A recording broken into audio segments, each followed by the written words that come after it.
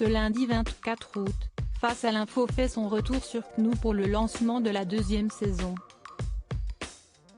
Christine Kelly garde les rênes de l'Access, entourée de Marc Menant, Eric de Riedmatten et Harold Iman. Éric Zemmour, dont le retour n'est prévu que le lundi suivant, sera remplacé au cours de cette semaine de rentrée. Une manifestation pour la première d'Éric Zemmour. L'arrivée du polémiste a constitué le transfert choc de l'été 2019 parmi les chaînes d'information. D'autant plus que celui-ci a suivi un discours controversé lors de la convention de la droite dans lequel Éric Zemmour avait été attaqué par le philosophe Raphaël Enthoven alors que les deux hommes entretiennent une entente cordiale à titre personnel. Avec le tollé provoqué par le discours de l'éditorialiste chez une frange de la presse, Vincent Bolloré a retardé de 2 semaines le coup d'envoi de Face à l'info, un pari nécessaire tant la chaîne avait disparu des radars en Access. Éric Zemmour a accordé une interview fleuve à Valeurs Actuelles dans laquelle il a notamment évoqué son arrivée, ou plutôt son retour, sur CNOO, 4 ans après avoir été licencié d'ITélé, l'ex-Canal 16 de la TNT.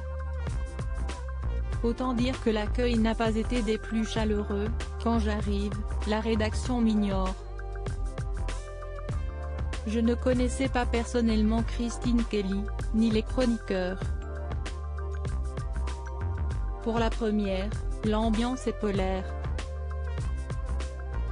Par ailleurs, il y a des manifestations devant la chaîne, je suis obligé de passer par le parking.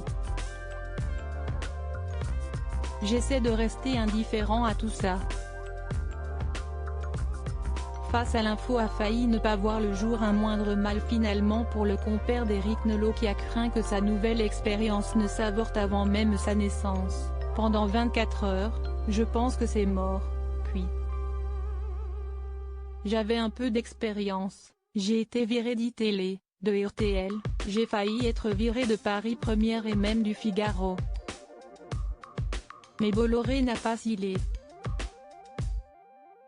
Un rock breton dans la tempête. Un rock au niveau des audiences également puisque Face à l'info a redressé de manière spectaculaire la case stratégique de CNOO, laquelle a régulièrement supplanté BFM TV pour se hisser en tête parmi les chaînes d'information.